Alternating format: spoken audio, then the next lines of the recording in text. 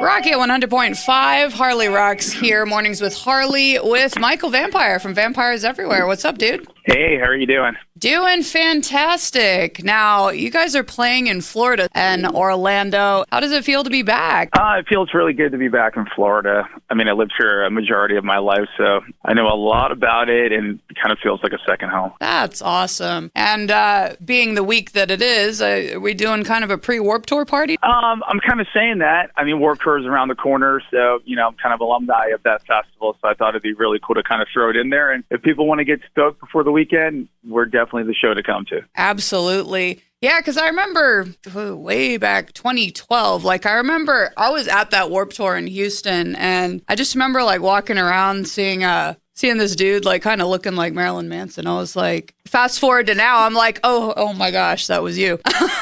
No, but it was really, It's really cool how things have come kind of full circle for you guys, because I see you absolutely killing it on the road. You're killing it with all the new singles, new album. Fantastic. Yeah, no, I appreciate that. I mean, we're currently working on a new record too. Going to probably be out sometime next year, and it's kind of nostalgic. Taking a couple steps back and going back to our roots and playing the Kiss the Sun Goodbye record. So it's been kind of trippy, but also super fun. That is what's up. Now, this is the 15-year anniversary of Kiss the Sun Goodbye, correct? Yeah, it is. 15 years of that record being released. It's kind of bananas, yeah. So how do you process that it's been that long? I really don't process it. The only thing that kind of reminds me is the difference in my hair, Right. So, I don't have the fan in the back of my head and the swoop in the front, but other than that, time just flies. Yeah, it does. I mean, I kind of feel with a lot of us, if you want to classify us as elder emos, it's still there no matter what we look like, some of us have gone super corporate, but, the music has always been there for us. Absolutely, and I think it's just growing yet again. I mean, music comes in cycles, and with all the big festivals involving crossover bands for Warped Tour and stuff like that, I think there's a lot of longevity and it's still to come. Yeah, definitely, and it seems like the whole nostalgia core thing has really come full circle with the whole new generation of emos and new generation of fans. Absolutely. I think, all the emo nights that are, kind of reignited everyone's love for it. And, whether it be an emo dance party or, an emo night involving bands playing it or whatever it is, it really just struck people's, heartstrings. And it reminded people, of what it means to be young again. And I think that's going to continue on. I mean, a lot of bands are actually starting to find our band now, which is, insane. So it's cool to still be, relevant, still be making music and still have people loving it. Yeah, it's definitely awesome because I feel like that's happening with definitely a lot of bands. I know, thinking back to 2019, I know Nikki Sixx said it best that, a lot of these new generation of fans that are the kids of, the emos who are growing up with that music are now discovering you guys and oh my gosh, this music is absolutely amazing. Well, I do appreciate that. And of course, Prince said it best. I mean, the only birthday that counts is the day you were born. So at the end of the day, as long as we're making the music that we love to make, that's what counts for us. And I'm hoping the fans continue to support. Yeah, definitely. And I know last time we talked, you're pretty heavily inspired by a certain vampire movie.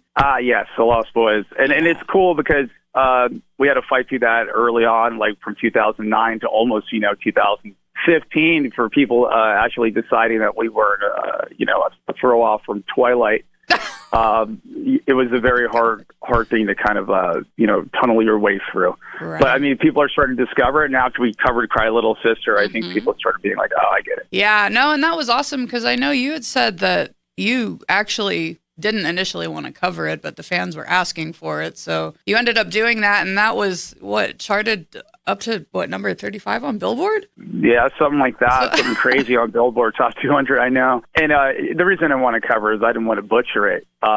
It's just a very vocally challenging song, and there's so much going on, so I'm just happy it came out the way it did. Well, it came out absolutely fantastic, by the way, because I've heard the original. I've heard, what was that band, Seasons After, whenever they did it. I'm just honestly, I love what y'all did with it. Thank you. Yeah, it was just taking that little metalcore, idea and putting it into, the song that I grew up listening to. So I thought how can I blend the both? And it ended up sounding pretty amazing. Yeah. So Conduit in Orlando. You also have Another Day Dawns with you on tour. We do. That's awesome. And I'm super excited to check those guys out. I actually haven't heard of them, so should be a super fantastic show.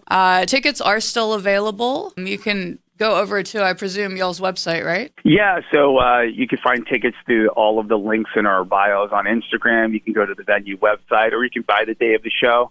With Warped Tour looming, we're trying to have a fun night, in the middle of the week for people that are getting excited for the weekend. Oh, absolutely. And I've seen in the Warped Tour Orlando group, a lot of people are actually flying out like today. Make sure y'all definitely come on out, come hang with us, because Mornings with Harley is going to join Vampires Everywhere. Sounds good. Yeah, I'm looking forward to seeing you and all of our Orlando fans, and always love playing the Conduit. Yeah, no, it's a fantastic venue. I've actually been there more than a few times now with different shows and whatnot, and it's really a nice, intimate venue. It kind of reminds me of this one venue that used to be in Houston, funnily enough, but unfortunately, with everything the way it is, had to shut down. But, Conduit's always been great every time I've been there. No, absolutely. And with all the festivals going on and, people wanting to spend their money on, a one-shot pop, a lot of club shows and venues, like the one you said in Houston, are struggling. So definitely come out, support your scene, and keep things rolling. Absolutely. Make sure that if you want to come from Gainesville to Orlando, come hang with us, grab your tickets, and we will see you out there.